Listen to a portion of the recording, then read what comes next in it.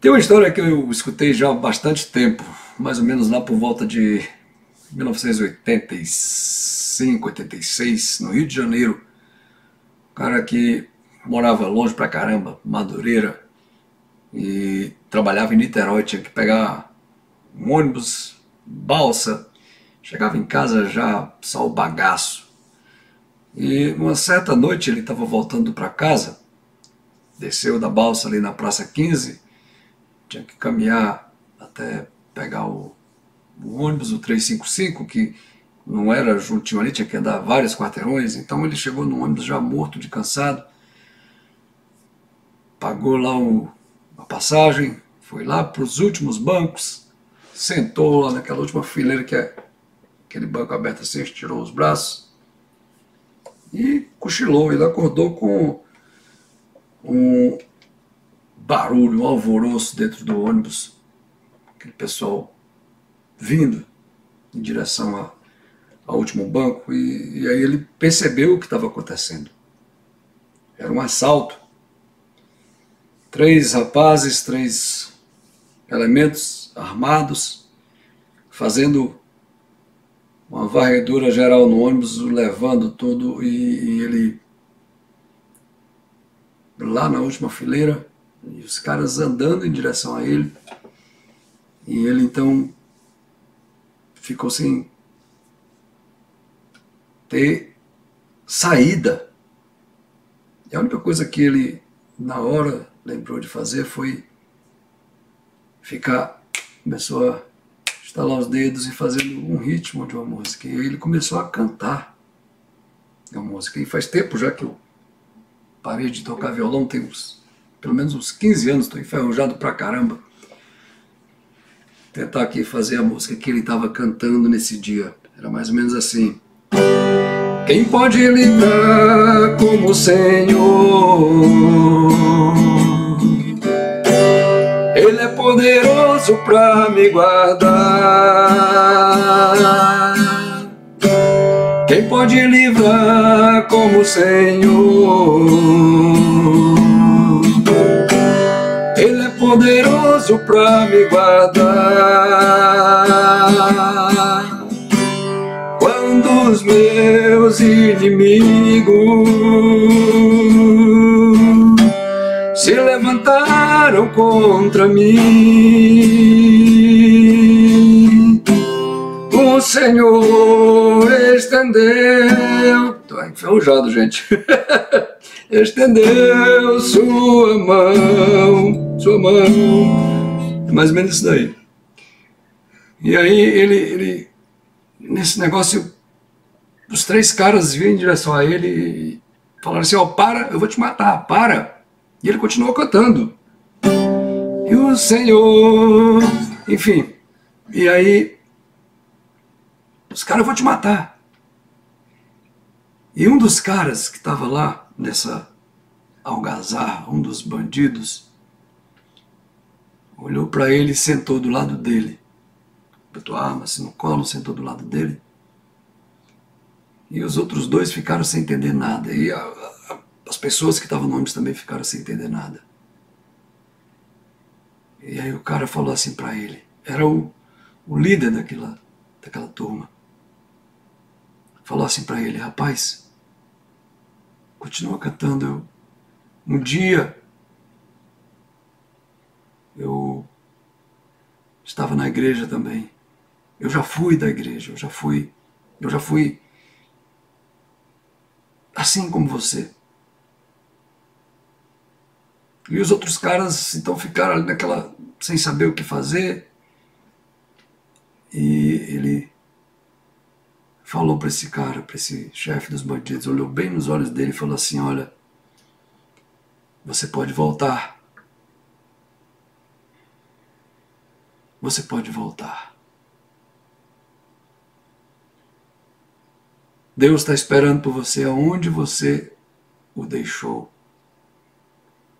E aí ele falou pro cara, para esse cidadão, que ele queria voltar, queria consertar. Resumindo a história, Eles não roubaram nada, deixaram o dinheiro lá. Os dois caras saíram logo na frente, já chateados com o líder dos bandidos.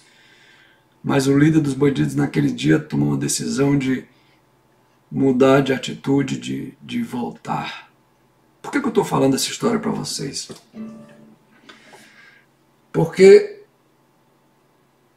nunca é tarde para você consertar um erro. Talvez para os homens seja tarde, talvez para a sociedade seja tarde, talvez para, sei lá, para as pessoas que estão ao seu redor seja tarde, mas na verdade nunca é tarde. E eu resolvi começar esse vídeo contando essa história porque eu lembro que faz não muito tempo uma pessoa me perguntou aqui no canal qual foi a minha reação quando o meu filho Easy resolveu sair da igreja.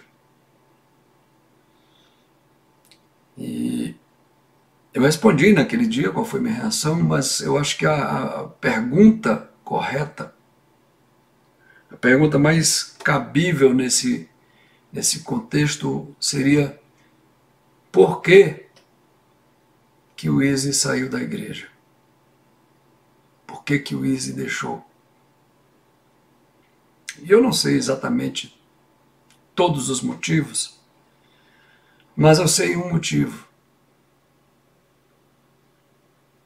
Que o Easy deixou a igreja, o Easy resolveu sair, porque ele já não estava mais vendo em mim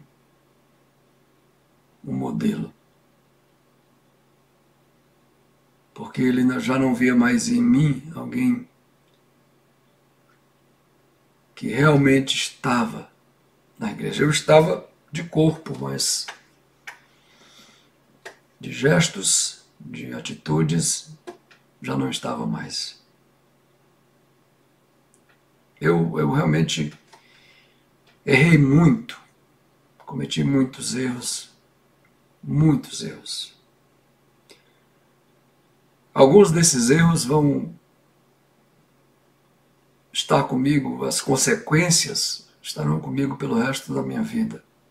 Eu vou caminhar pelo resto dos meus dias com as consequências de alguns desses erros. E uma vez eu estava aqui com um grupo de amigos e a gente conversando sobre isso.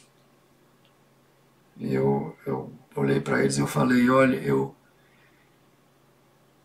já fiz muita coisa errada, muita bobagem na vida, muita coisa que eu me arrependo, que se eu pudesse voltar no tempo, se fosse possível voltar no tempo e não fazer esses erros, eu garanto a vocês que, eu estou falando para esses amigos, que eu voltaria e eu não faria esses erros, eu consertaria essas coisas. E realmente eu acho que esse foi um dos motivos que fez com que o Easy e o Daniel também, meu outro filho do meu primeiro casamento, não quisessem mais saber das coisas de Deus. Porque eu fui um péssimo testemunho. E como eu já disse, se eu pudesse voltar para corrigir, eu voltaria, mas infelizmente não é possível. E eu vou ter que conviver com as consequências desses meus erros, alguns deles pelo resto dos meus dias. E pela graça, pela misericórdia de Deus, pela compaixão de Deus, alguns dessas situações acabaram se transformando em coisas boas. outras nem tantas, mas algumas sim se transformaram em coisas boas. Mas o fato é que eu realmente não fui um bom exemplo de conduta para os meus filhos, principalmente para o Izzy. E, na minha opinião, esse fato teve um peso muito grande. E por que eu estou falando essa história hoje? Por que eu comecei esse vídeo cantando essa música, violão? Estou treinando para voltar mais, os dedos os calos do dedo já tinham acabado tudo, agora é que está voltando e eu vou treinar mais para tocar melhor para vocês. Mas eu estou fazendo esse vídeo diferente primeiro para dizer a vocês que é possível reconhecer quando se está errando e tomar uma decisão e uma atitude e dizer, olha, eu quero andar diferente, eu quero fazer diferente. E não importa se você já tentou outras vezes, não importa se várias vezes você falhou, não importa se várias vezes você tentou e não deu certo e fracassou, e você se viu de novo fazendo a mesma coisa. Isso não vem ao caso. Se você está disposto, se você está disposta a tentar mais uma vez, a recomeçar de novo. Tem uma passagem na Bíblia que diz que Deus não nos julga segundo as nossas iniquidades, não nos julga segundo os nossos enganos, segundo os nossos erros, segundo os nossos tropeços.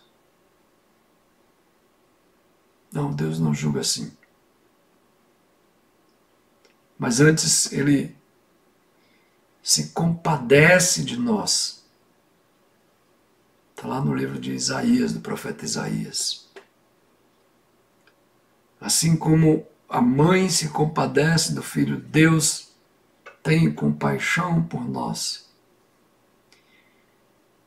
E esse é o único fato que a gente precisa focar e ter em mente para continuar, para levar em frente, porque nós vamos continuar errando. Nessa vida aqui a gente vai continuar errando. A gente vai continuar dando cabeçada. E o importante é a gente tentar evitar ao máximo essas cabeçadas, lógico, mas se acontecer,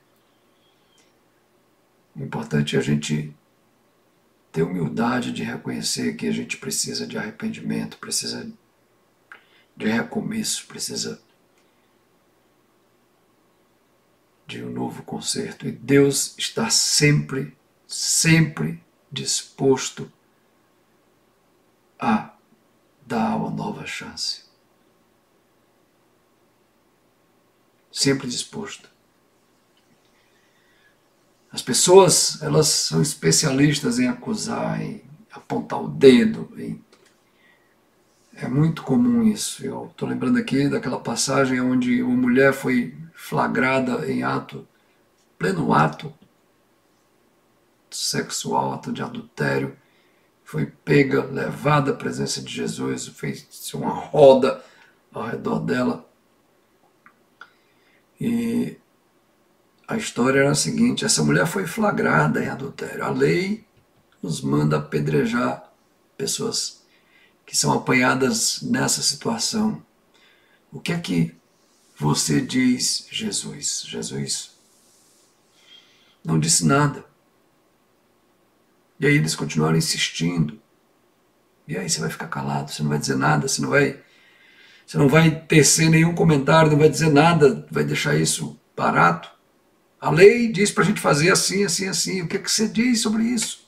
Se pronuncie. E Jesus simplesmente disse: aquele que não tiver nenhum pecado, atira a primeira pedra. Interessante que ele era o único que poderia ter atirado a pedra. E ele resolveu não fazer. E a Bíblia diz que, começando pelos mais velhos, foram saindo, e depois ficou só Jesus e a mulher. E ele olhou para um lado, olhou para o outro, olhou para a mulher e disse: cadê os que te acusam? E a mulher disse: eles foram embora, Senhor. E aí Jesus falou: eu também não vou te acusar. Vá e não faça mais isso. Simples.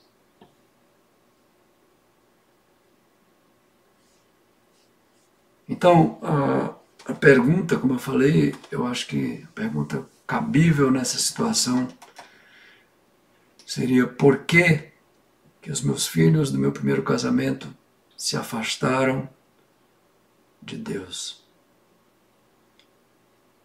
Porque eu, na verdade, já não estava mais. Eu já tinha me afastado antes.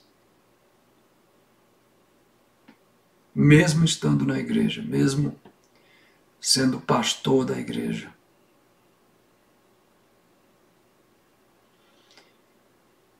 E eu quero, nesse vídeo, pedir perdão aos meus filhos pelas atitudes que eu tive, que fizeram com que eles se afastassem, com que eles saíssem.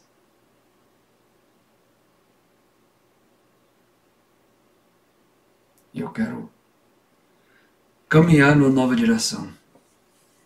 Eu quero usar esse canal, quero usar essa ferramenta, esse instrumento, para propagar essa mensagem, para deixar muito clara essa mensagem, que Deus não nos julga conforme as nossas iniquidades. O que vai fazer a diferença, tem uma expressão em inglês que os canadenses gostam muito de usar, at the end of the day.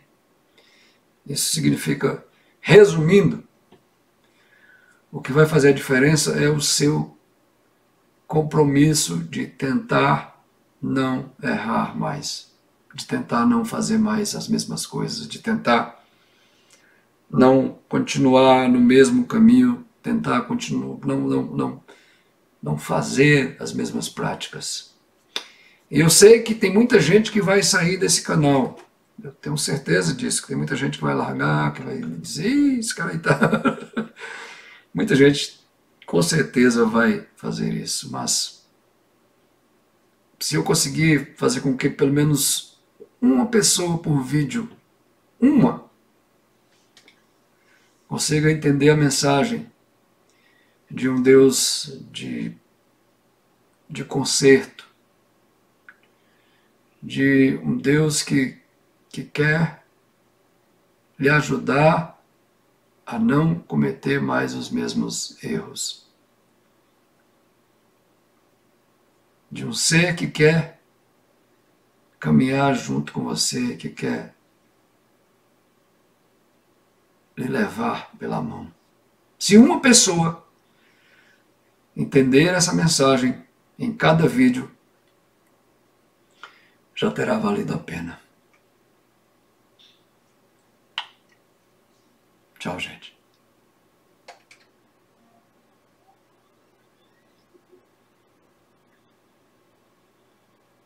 Se você gostou, não esqueça, dê seu joinha.